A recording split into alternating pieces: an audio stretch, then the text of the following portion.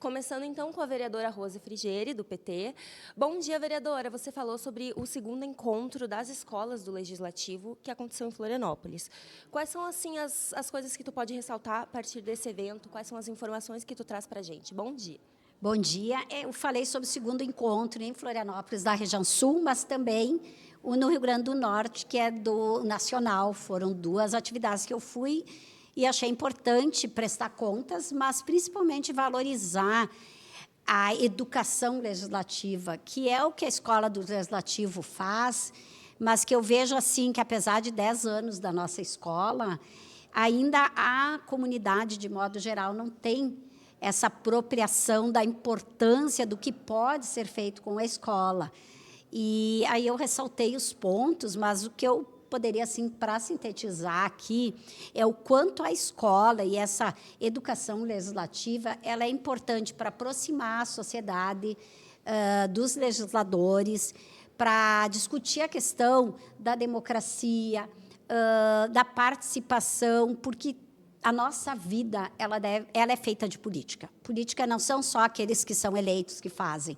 No dia a dia, nós estamos fazendo política. E isso a comunidade precisa saber. E uma educação que trabalhe isso com as pessoas, ela é fundamental para uma sociedade mais ética, principalmente. Nós estamos aí com uma série de crises de valores da nossa sociedade, uma sociedade que debata com aqueles eleitos, que ela compreenda que não é só de 4 em 4 anos que ela tem que ser chamada para decidir os rumos da cidade, mas que ela tem que estar participando cotidianamente. Então, todo esse debate, foram dias de debate, na nacional foram 3 dias, na estadual foram, na regional, aliás, desculpa, foram 2 dias, mas vai ao encontro disso que aqui em Caxias a gente quer muito fazer com a sociedade caxiense.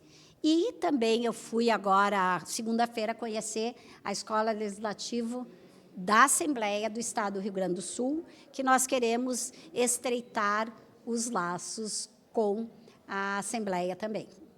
Certo, vereadora, muito obrigada pelos esclarecimentos, pelas informações. Muito obrigada. Obrigada eu só queria deixar dito aqui para a comunidade que no dia 10 de agosto a escola estará fazendo 10 anos, então naquela semana haverá uma série de atividades aqui na Câmara para a população caxiense, a agenda aí terá várias oportunidades de debater mais o assunto da educação legislativa. Obrigada.